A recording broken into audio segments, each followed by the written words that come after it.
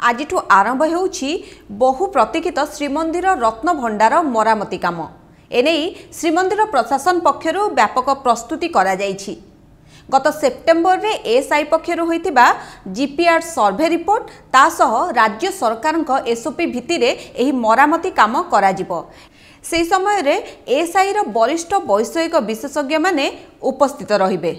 सबुठ बड़ कथा है मरामती काम पाई रत्न भंडार भितर को जो माने प्रवेश करिवे समस्ते सेवायतंक भली पारंपरिक पोशाक परिधान करिवे।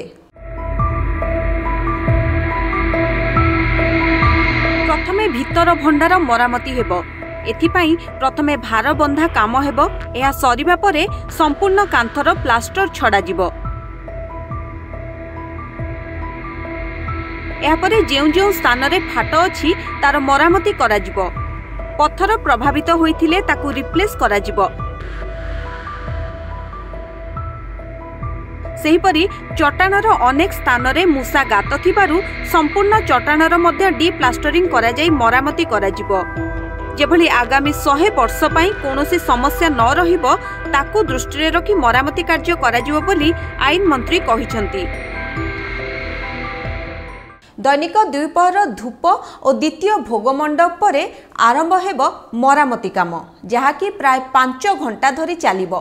तेणु मरामती काम जोगु जेभली श्रीमंदिर रे श्रीजीव मानकर नीतिकांति रे कोनोसी प्रभाव न पड़िबो सेथि प्रति विशेष ध्यान दिया जाइछि।